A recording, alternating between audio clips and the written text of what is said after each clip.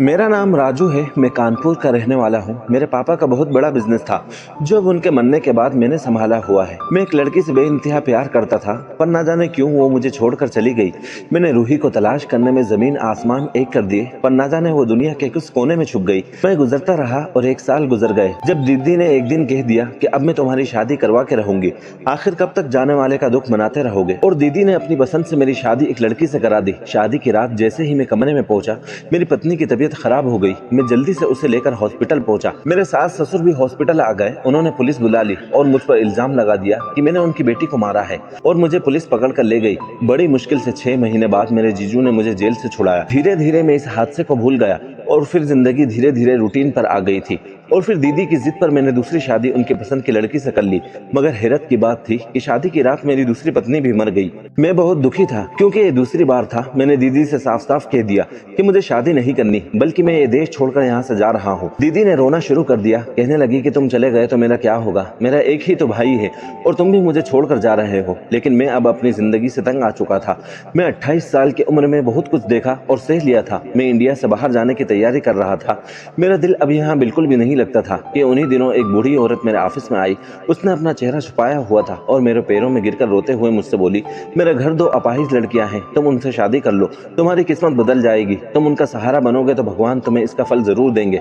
मुझे उस बूढ़ी औरत पर दया आ गई और मैंने बहुत सोचने के बाद हाँ कर दिया और फिर उनसे शादी कर ली। शादी के बाद उन्हें अपने घर ले गया। दोनों बाहर सोफे पर बैठी थी। जब मैंने घूंघट उठाया तो मेरी जान निकल गई, क्योंकि वो तो मेरी पहली दोनों पत्नियां थी, लेकिन उनके आधे चेहरे जले हुए थे और देखने में बहुत ही भयानक लग रहे थे। वो तो मर चुकी थी, लेकिन जिंदा कैसे हो गई, मैं हैरान रह गया। जब उस बूढ़ी औरत ने अपने चेहरे से मास्क को उतारा तो मैं फटी आंखों से उनका चेहरा देखने लगा। वो तो मेरे घर में काम करने वाली नौकरानी थी, जिन्होंने माँ के जाने के बाद मुझे संभाला था।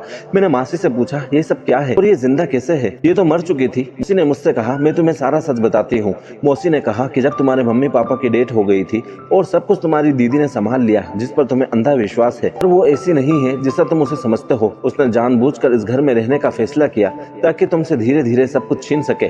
जब उसे पता चला कि सारी जायदाद तुम्हारे नाम पर है और उसे कुछ नहीं मिलने वाला, तब वो दोनों पति पत्नी ने सोचा कि क्यों न तुम्हारी जिंदगी बर्बाद कर दी जाए, ताकि तुम खुद ही सब कुछ उनके हवाले करके ये देश छोड़कर चले जाओ और कभी दोबारा शादी ना करो। जिस लड़की को तुमने पसंद किया था वो खुद नहीं भागी थी। जिस दिन तुम्हारी दीदी रिश्ता लेकर आई थी, उसकी माँ को तुम्हारी बहन ने बहुत बेइज्जत किया था और रूही को धमकाया था कि अगर तुम शहर छोड़कर नहीं गए तो तुम्हारी माँ जिंदा नहीं बचेगी। और फिर जब तुम्हारी दीदी ने तुम्हारी शादी करवाई तो शादी की पहली रात ही तुम्हारी दुल्हन को दूध में दवा मिलाकर उसने पिला दिया था। इससे उससे बहुत ज्यादा तकलीफ हो रही थी। तुम्हारी दीदी ने डॉक्टर को पैसे दिए ये कहने के लिए कि राजू से कहना कि तुम्हारी पत्नी मर गई है। तुम्हारी दीदी ने तो तुम्हारे सास ससुर को भी खरीद लिया था, जबकि तुम्हारी दोनों पत्नियां जिंदा है। मैं तुम्हारी पहली पत्नी को अपने साथ ले गई थी, क्योंकि अब वो अपने माँ बाप के साथ नहीं रहना चाहती थी, और दूसरी के साथ भी यही हुआ। मैं आपकी दूसरी पत्नी को भी अपने साथ ले आई। इनके घर वालों ने भी इन्हें स्वीकार नहीं किया और उनका आधा चेहरा तुम्हारी दीदी ने ही जलाया था, ताकि जिंदगी में वो लड़कियां कभी तुम्हारे सामने आ भी जाए तो तुम पहचान ना सको। मासी सब कुछ बताकर चुप हो गई थी और मैं पत्थर बन चुका था।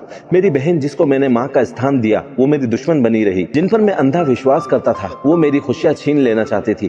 मैं अपनी दोनों पत्नियों को अपने साथ लेकर अपने घर आ गया।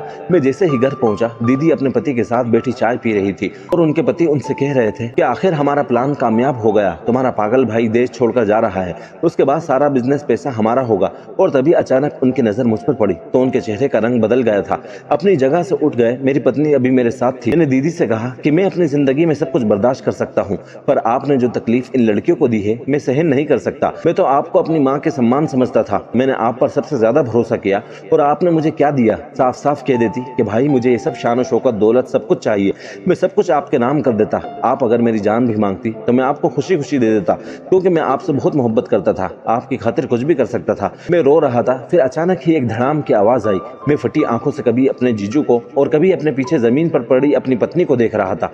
शायद मेरे जीजू ने मेरे ऊपर ही निशाना लगाया था, लेकिन गोली मेरी एक पत्नी के सीने पर लगी थी। दीदी ने कहा कि मैं तुमसे नफरत करती हूँ। वो कुछ और ही कह पाती, इससे पहले वहाँ पुलिस आ चुकी थी। पुलिस को मौसी ने कॉल कर दिया था। पुलिस दोनों पति पत्नी को ले गई। मैं अपनी पत्नी को लेकर हॉस्पिटल पहुंचा, लेकिन डॉक्टर ने कहा कि उसकी मौत हो चुकी है।